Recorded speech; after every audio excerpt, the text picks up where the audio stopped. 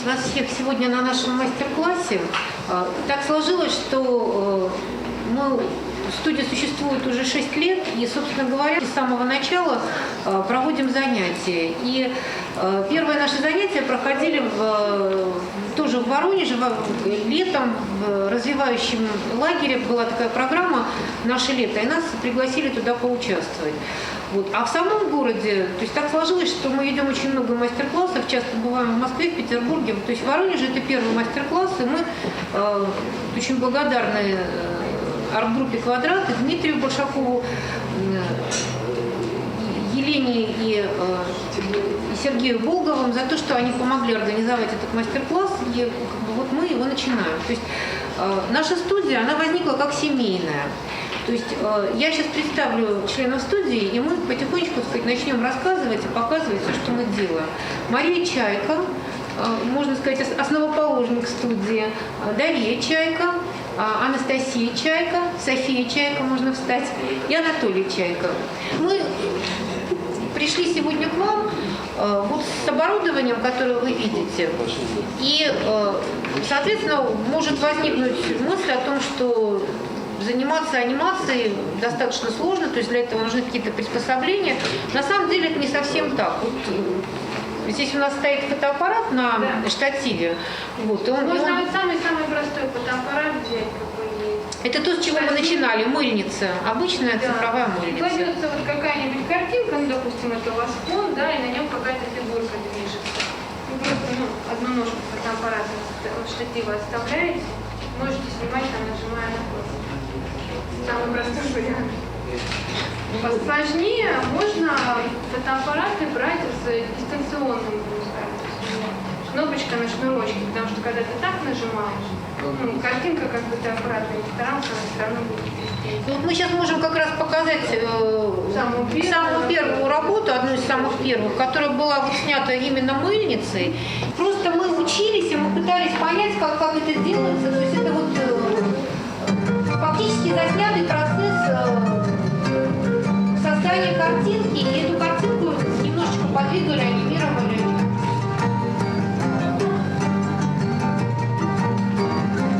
То есть это могут быть такие первые упражнения в анимации, когда вы берете несложных героев и двигаете их и снимаете.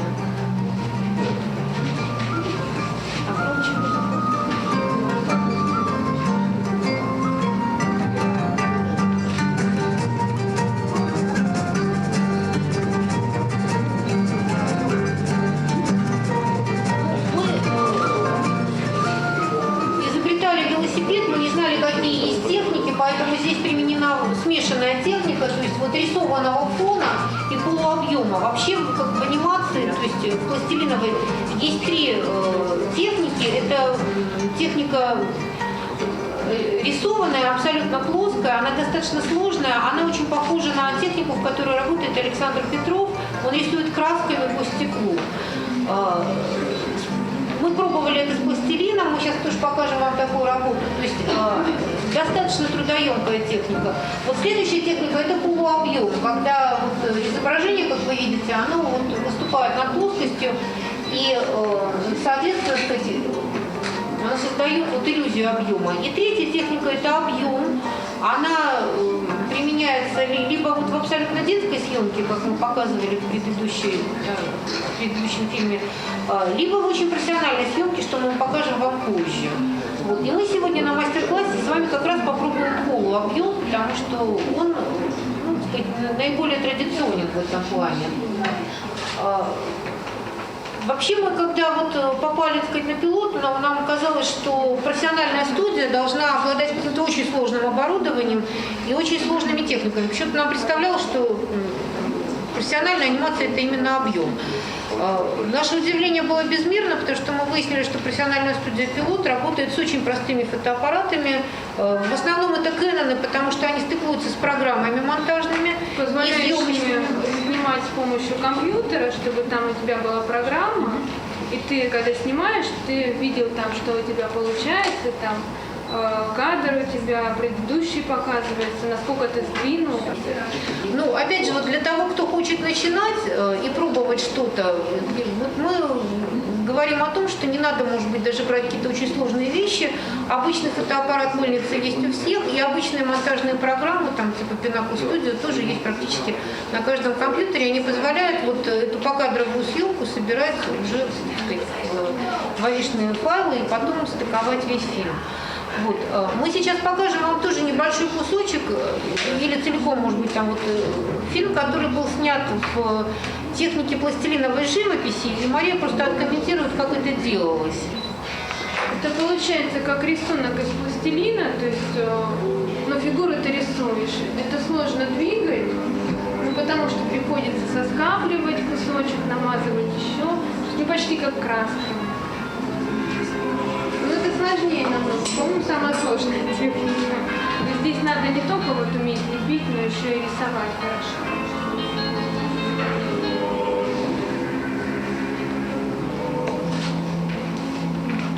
Какие-то там сложные движения, ну, не очень удобно сделать.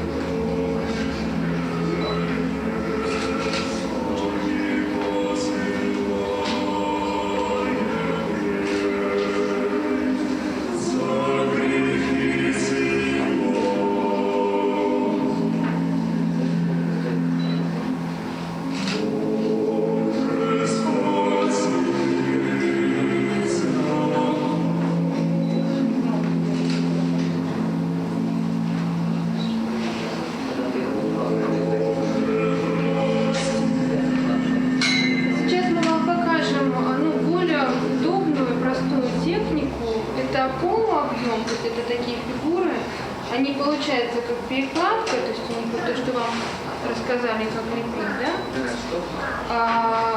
Это снимается, ну, вот на таком станке двумя слоями.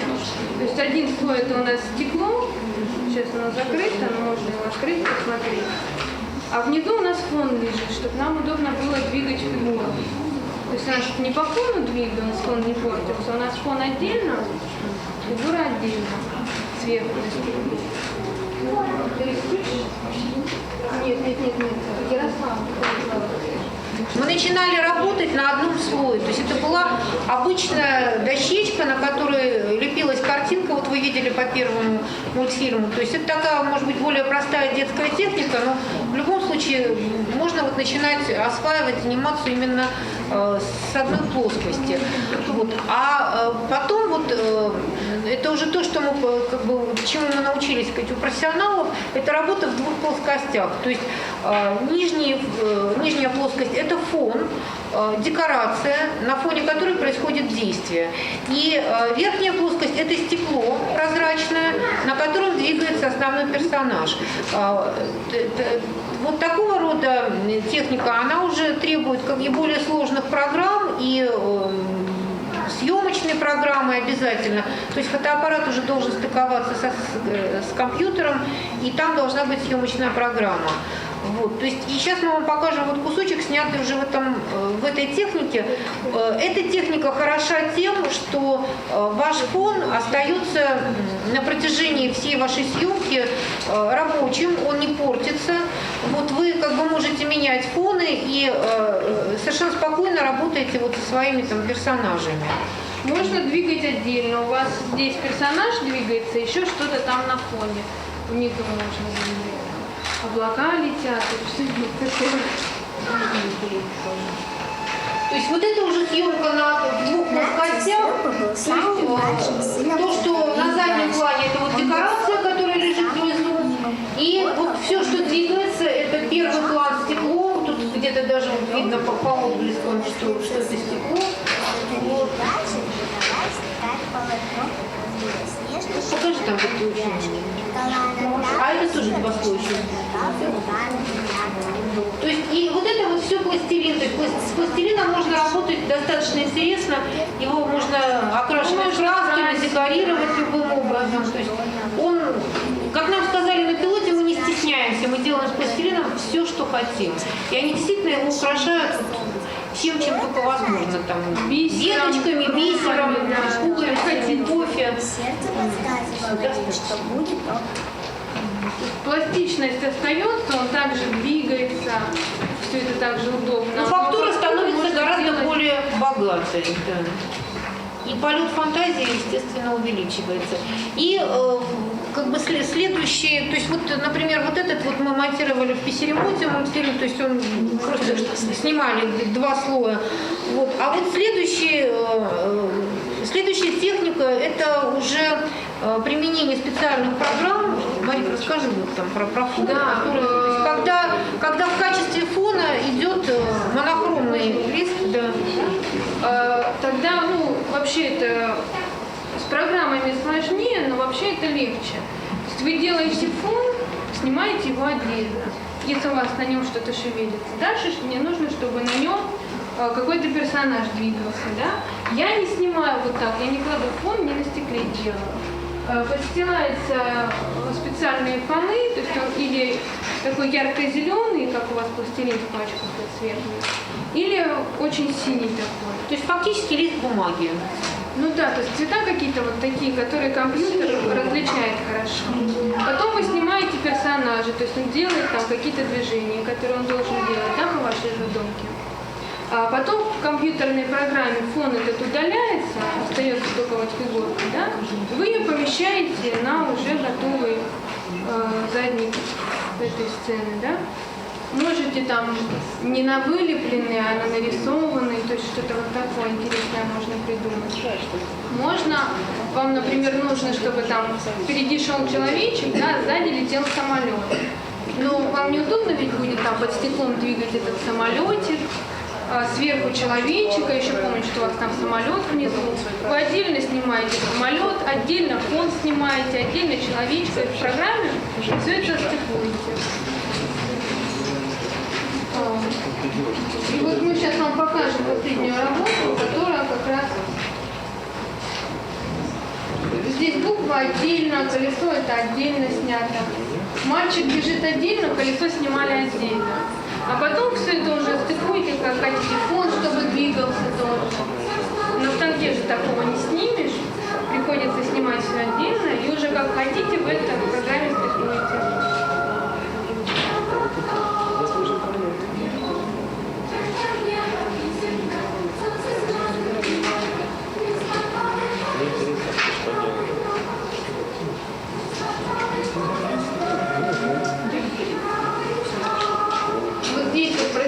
Да, у нас фон внизу, а сверху там бабочка летает, потому что двигать ее по цепочкам будет неудобно.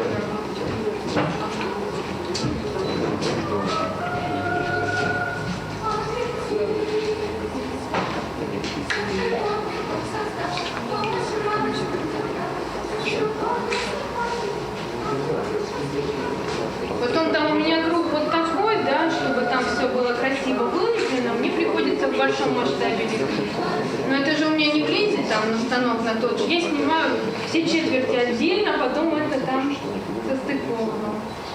Вот еще о пластилине мы скажем. То есть мы начинали снимать вот все практически первые мультфильмы, которые вы просмотрели, они были сняты вот на таком обычном пластилине, луч или гамма. И только позже, когда вот уже как бы стали работать более профессионально, Марик, покажи, пожалуйста, этот самый Джои. Вот мы стали работать на пластилин для маленьких деток. Он на мучной основе, можете, ну, хотите там по кругу пустить их рассмотреть. А дай вот этот кусочек зеленый, который я выкладывала, чтобы он на мучной основе, да. Ну, соответственно, чтобы дети, если вы можете передать его друг другу, тоже пустить по кругу. То есть, когда мы начали работать с этим пластилином, он очень мягкий, к нему нужно приспособиться, и он, в общем-то, достаточно дорог, поэтому его уже употребляют в профессиональной съемке. То есть его можно просто взять, размять руками, да, там, отщипнуть всем по кусочку, чтобы понять, вот, насколько разная фактура у того и у этого пластилина. Вот к этому приходилось привыкать после нашего, потому что он просто утекал как кисель через пальцы. То есть его основное достоинство, он не бликует под цветом. Вот. Но и для начала вполне приемлем наш пластилин, он ничуть не хуже. И как вы, наверное, убедились, там, глядя на то, что мы показывали, что он дает очень хороший цвет, практически акварельный. Вот там в Ярославе, где фрески были, то есть это обычный смешанный друг с другом пластилин луч и гамма. То есть вот такую приятную, очень акварельную гамму он дает. Вот. Ну и сейчас, собственно говоря, вот Мария покажет вам, как делается съемка, покажет именно на полуобъеме, потому что вы обратили внимание, что для объема вот такого профессионального требуется проволочный каркас. То есть он достаточно сложный. И тем не менее, все равно медведь там нигде не ходил. То есть его или по пояс, или он стоит. Потому что, ну, чтобы это ходило, это слишком сложно. Это, смотрите, он весь отдельно, у него все отдельно, голова, да, чтобы удобно было двигать. Сейчас я его сфотографирую.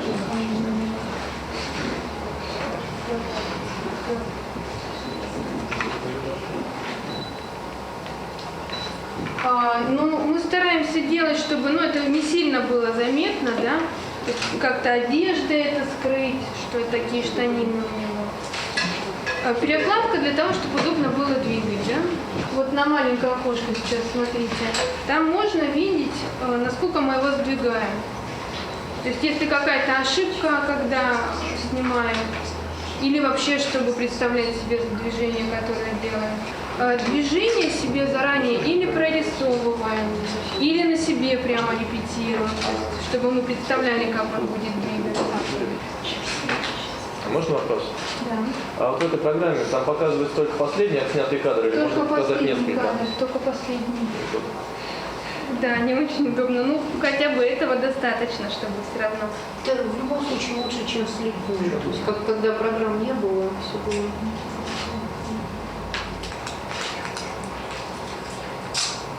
Можно сразу держать открытую монтажную программу, туда закидывать и тоже смотреть, что получается.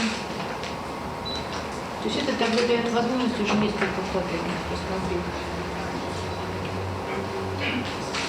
А потом, поскольку это все-таки пластилин и мультфильм, мы можем там себе выбрать, не просто он будет идти как человек, а какую-то интересную походку, да? Пластилин это позволяет что-то вот такое сделать, необычное. На самом деле пластилин это одна из тех техник, как, собственно, вот и флеш, которые могут применять непрофессионалы. То есть рисованная анимация – это все-таки очень профессиональная техника, которая требует и специального станка, и специальных там навыков каких-то, рисовальных, в частности. Вот. И очень большого коллектива. А пластилиновая анимация, она позволяет индивидуальную работу для работы в небольшом коллективе.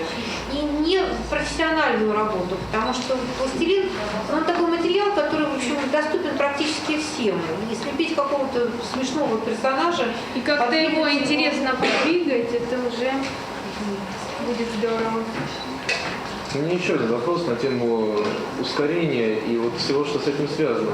Дело в том, что да, вот вы сказали, что это больше, ну, это как бы рисованная анимация, но в пластилине, вот что меня всегда вот беспокоило, то, что здесь гораздо сложнее именно продумать все это ускорение, потому что это все нужно держать в голове. Вы ведь не прорисовываете схему движения персонажа предварительно? Ускорение тайминг, где он медленнее, быстрее. Да. Ну вот да, тайминг и спейсинг. То есть даже когда он двигает ногу при ходьбе, он все равно нога то ускоряется, то замедляется. Прорисовывать надо. Представлять себе движение. Ну вот дело в том, что заранее какие-то схемы вы готовите для этого. Да. Потом есть книга, ты попадаешь, что это рисовано. Но она очень условная все равно.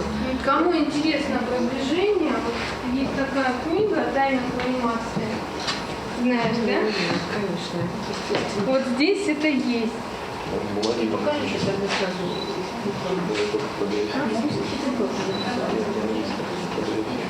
То есть в начале движения оно все равно, пока разгоняется, оно более медленное. То есть мы сдвигаем фигурку, понемногу начинаем двигать. Когда движение быстро, то есть, соответственно, мы не на миллиметр передвигаем в каждом кадре, а где-то сильнее, чтобы вот именно за счет анимации было видно движение. Когда он начал там поднимать ногу, да, он начинает немножко ее поднимать. Когда он уже шагает вперед, опускается на нее, это быстрее будет происходить. Можно, например, посмотреть, что получается.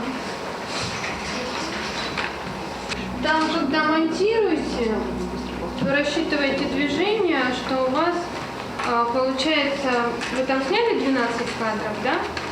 Сделали 12 раз его подвигали, но при монтаже каждый кадр у вас получается, по 2 кадра. То есть у вас один кадр занимает 2 своих места. То есть 1 секунду они делят на 24 кадра, да? То есть там 24 вот этих единицы получается. И один кадр занимает 2 этих единицы времени. Если это такое нормальное движение, можно сделать быстрее.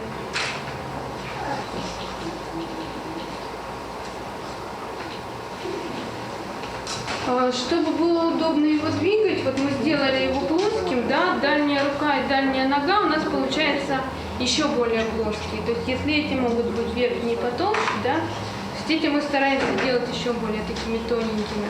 Вообще говорят, что аниматор — это такой актер, который всю жизнь играет, но за кого-то. И у нас была очень смешная история. Мы возвращались со студии вечером, уже все были достаточно уставшие, ехали в метро, и вдруг мы поймали изображение вот напротив себя в окне. То есть одна из девочек, как раз именно аниматор, потому что на студии там очень четкое разделение обязанностей. Кто-то лепит, кто-то это двигает, кто-то снимает, кто-то монтирует. Но хотя есть и универсалы, которые делают эти вещи, все умеют делать. Вот. И как раз вот девочка-аниматор, мы увидели, что она изображает мимически всякие разные гримасы. Вот как раз слепили нужно было снимать, мишку, да, и она пыталась понять, как же она вот его будет там двигать. Вот. И все понимающие рассмеялись, сказали, ну понятно, аниматор думает о съемке. То есть, вот, этот момент, то, что ты проигрываешь, ты не актер, но ты все время проигрываешь то, что ты будешь делать. Вот, проигрываешь мысленно, а иногда, как Мария сказала, и реально, потому что важно понять, какое это будет движение. Да, не только нарисовать, вот, не только схему себе сделать, но и как-то самому представить. Можно перед зеркалом как-то подвигаться. Можно попросить друга. Да. И даже дети у нас, снимая свои мультфильмы, они всегда проигрывают то, что они снимают, чтобы понимать, как это движение делать в кадре. Когда снимаем, нужно обращать внимание на ноги, чтобы ноги, ступни не елозили, чтобы вот он у вас шагнул, вы ее прилепили хорошенько, чтобы она потом никуда не съезжала, чтобы было видно, что он стоит. Ты его можешь посмотреть и разобрать на части, из чего он состоит.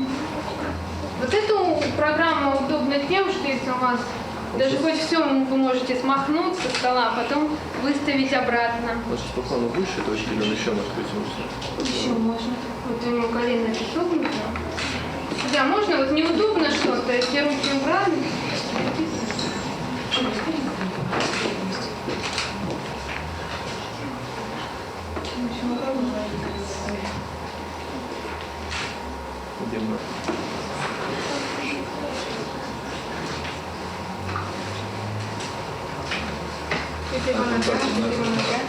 Так, да, нога, простите. Эту ногу мы держим, которая стоит, чтобы она никуда не уехала, а все остальное можно переместить. Потому что если она куда-то сдвинется, но у него получится такая неуверенная походка. Во время съемок вот у него нога, которая ближе к нам, видите, съехала. Надо смотреть, чтобы руки, ноги от туловища друг от друга не сильно отделялись. А то иногда бывает снимешь, а потом смотришь, а там между шеей и головой откуда-то взялась пустота. Ну да, прическу нашу фамилию. Анимация – это такое вот искусство на стыке очень многих искусств. То есть здесь и актерское мастерство, и режиссура, и скульптура фактически. То есть очень много всего. Вот. И нас это вот очень привлекает и очень интересно в работе там с детьми. Нам кажется, что это развивает очень многие творческие способности у ребенка. То есть не какое-то одно очень узкое направление. Он рисует или он лепит, то есть он много чего. И потом, когда вот идет озвучивание фильмов, то есть мы очень часто берем музыку, это тоже очень хороший момент, вот, который просто развивает музыкальный вкус и музыкальное чутье. Когда ты соотносишь ритм движения с ритмом музыки и настроение музыки с настроением сюжета, который ты делаешь.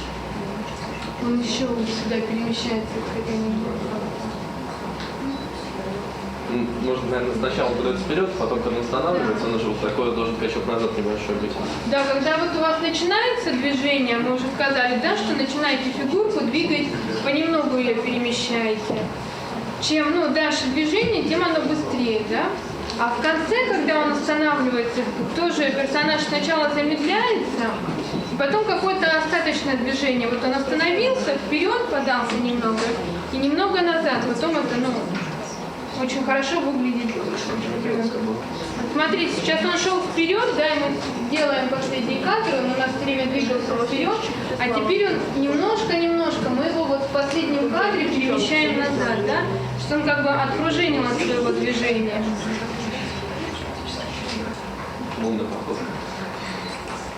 Сейчас мы посмотрим, что получилось. Так, кривенько, но прошел.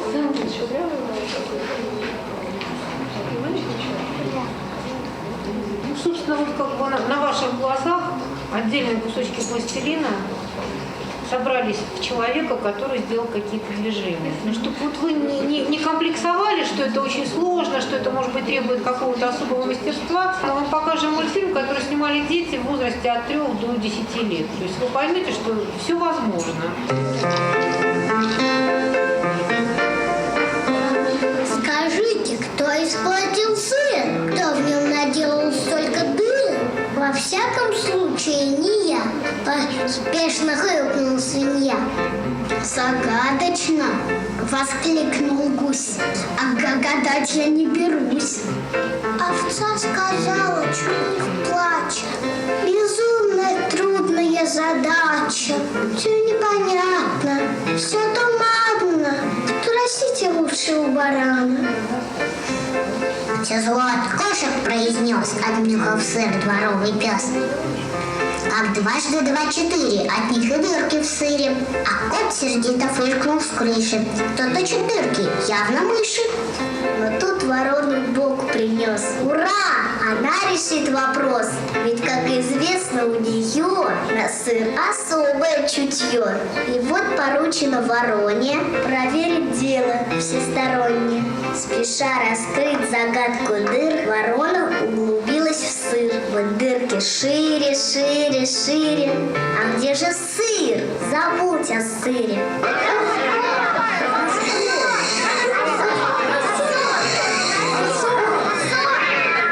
Взлетела на забор ворона и заявила оскорбленная. Но это, знаете, предел. Вас интересовали дырки. Все остались целы. На этом был окончен спор, и потому-то до сих пор, увы, никто не знает в мире, откуда все же дырки в сыре.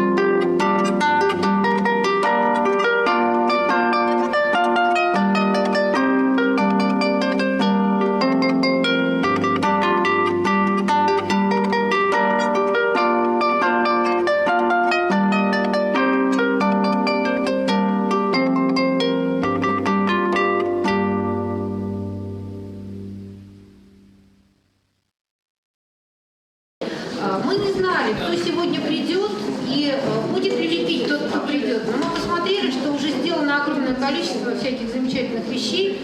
Вот, поэтому мы, конечно, пришли со своими заготовками. И мы говорили, то есть вначале, что тема вот нашего сегодняшнего сюжета – это рыцарский турнир.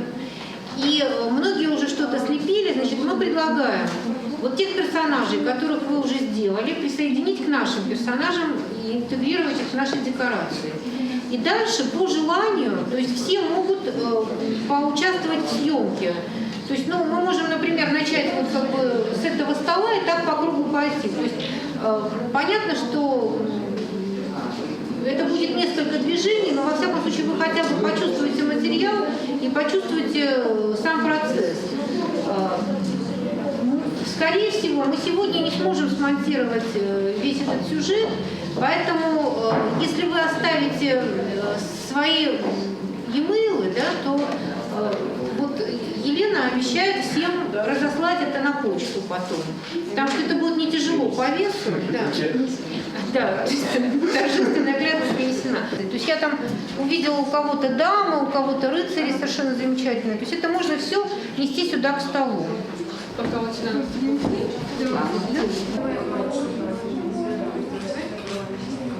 Смотри, он тебя многие выпускают, чтобы они сильно не снижались. Вот этот, наверное, сейчас должен шагнуть вперед, да? Он поднимает ногу и, соответственно, заносит руку.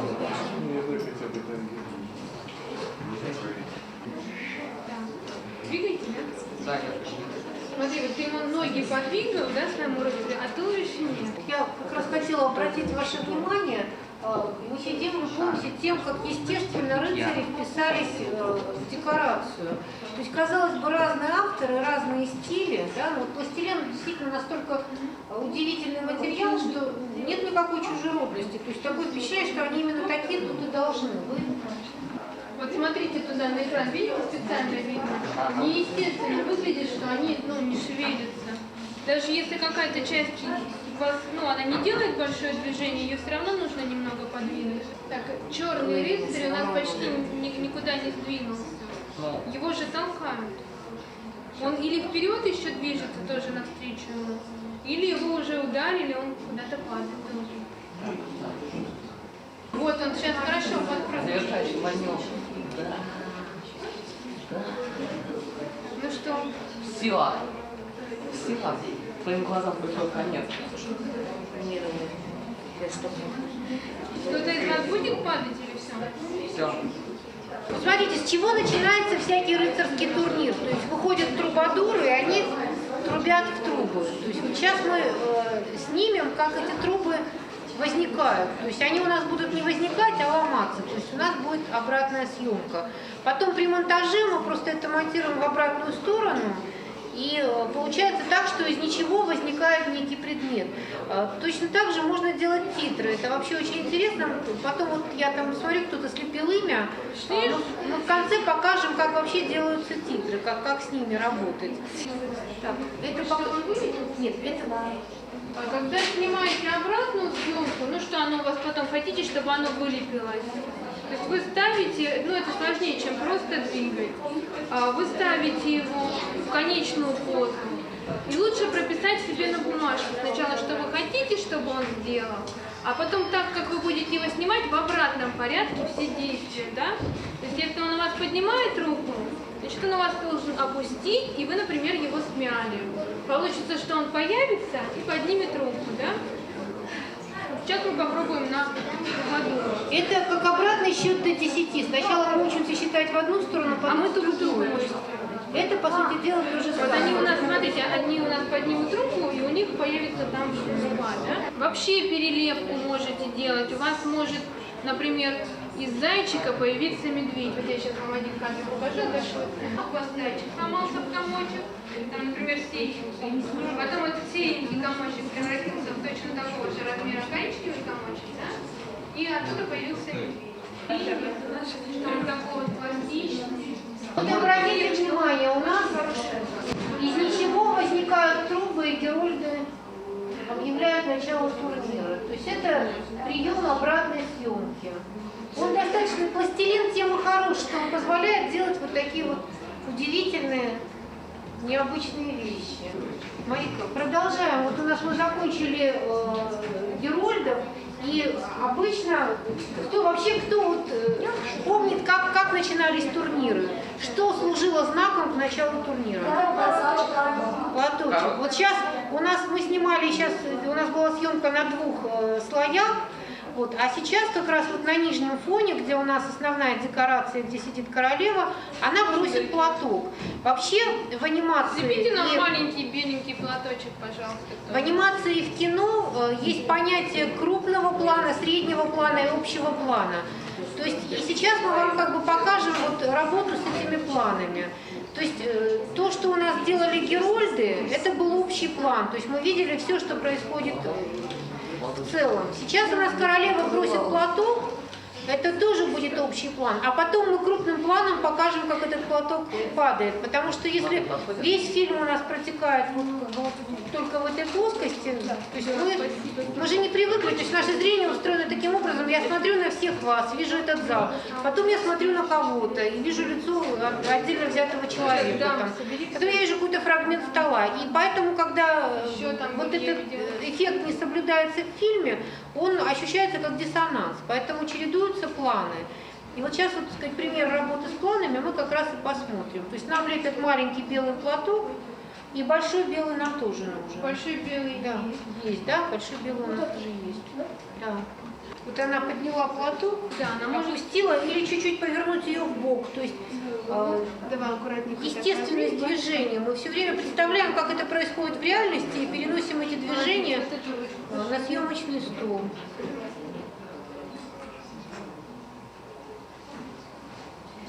Давай немного голову ей подвинем.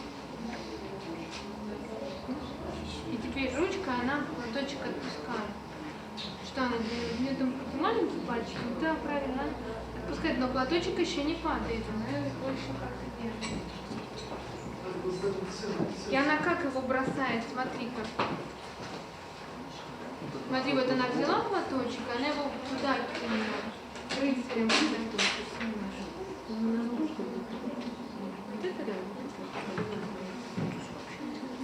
Вот сейчас у нас идет работа на среднем плане. То есть из общего плана мы приблизили, выделили фрагмент, с которым мы работаем.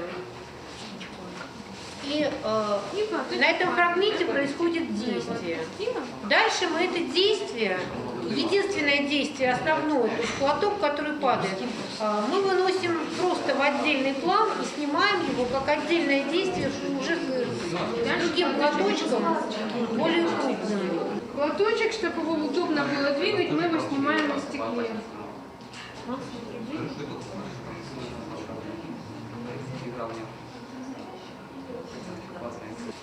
То есть вот сейчас идет съемка крупного плана. Платочек, когда падает, это тоже это быстрое движение, да?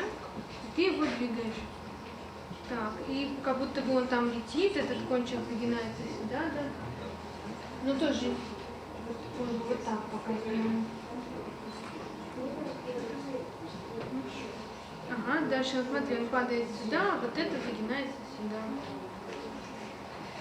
То есть ты просто представляй себе падение платочка, да? Ты же много раз видела, как легкая тканька падает, она меняются складочки, очертания. Да. То есть она крупные вот это руки, которые что-то делают, лицо там, глаза, какие-то вот детали интересные, которые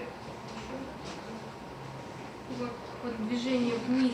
Ускорение, кадр все дальше пролетает. Да, кто физику изучал, ускорение свободного падения. Да, вот он падает, и на земле он распрямляется.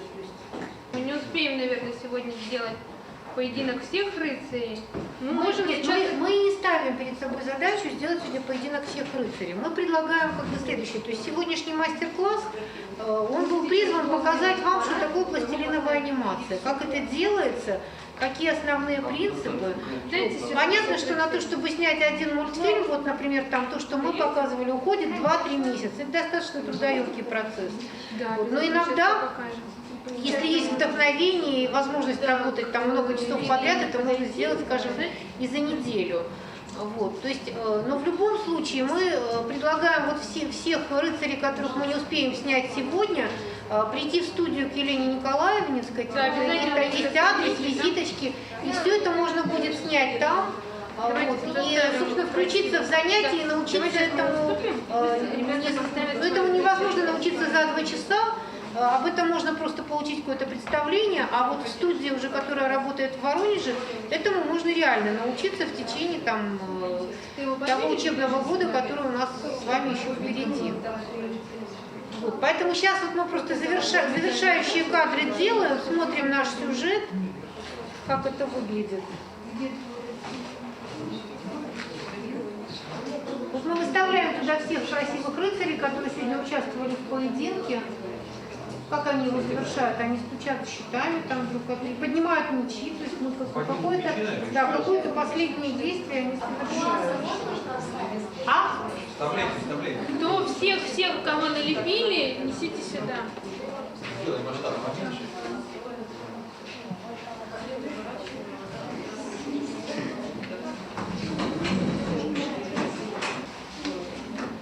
Чья-то голова. А вот тут очень странно ноги, вот как раз мы говорим. Которые там могут быть головы всяких запчастей. Если кто-то не найдет своих голов, рук, ног, можно их скромно рядом положить. Обратите внимание, какая у нас такая веселая по цветам получается картинка. Это опять же особенность пластилина. Она очень праздничная, нарядная, очень такая колористически радостная.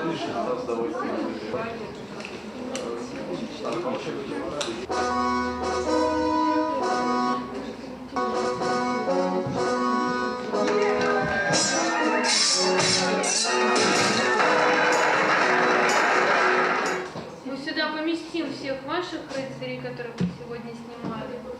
Получится большой турнир.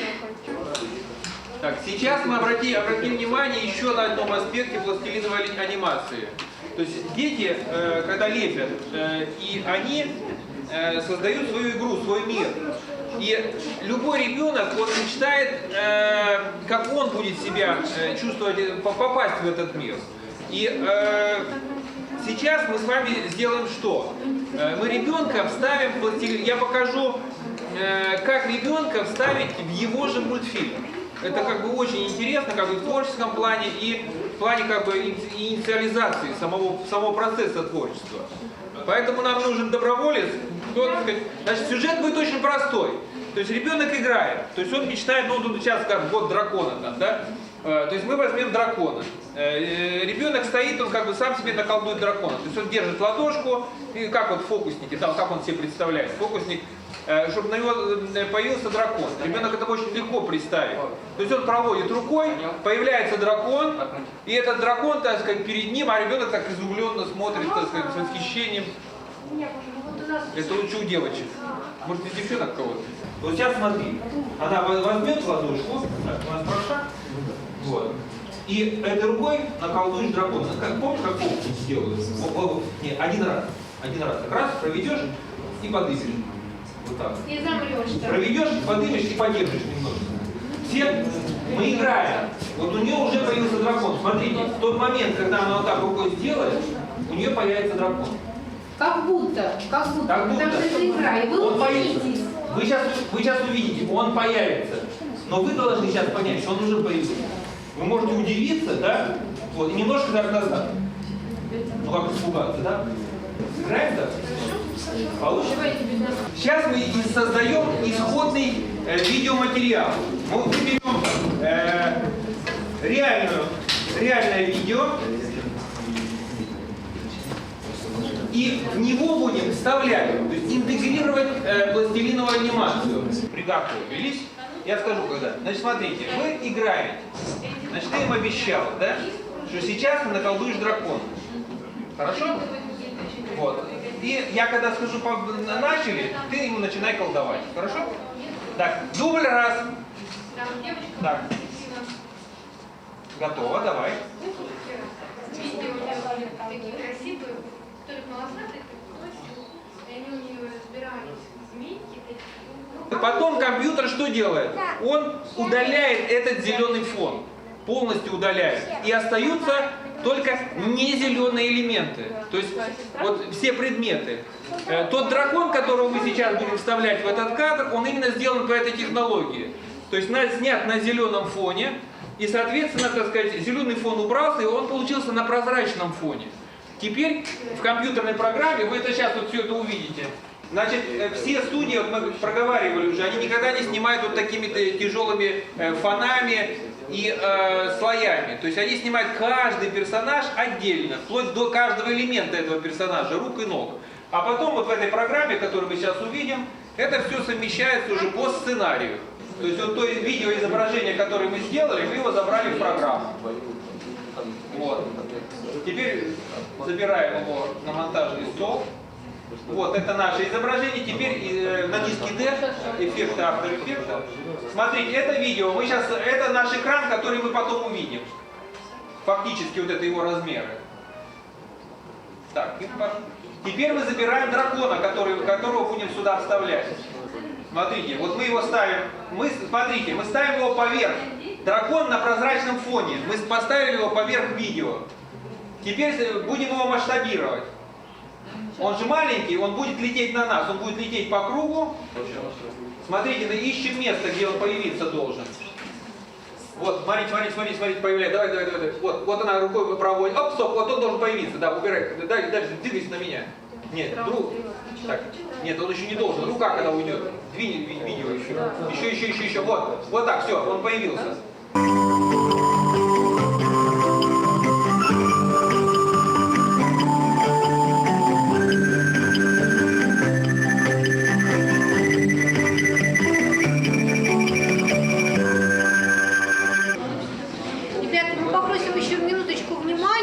Благодарны всем тем, кто сегодня пришел, так внимательно и долго слушал, так красиво слепил многих персонажей.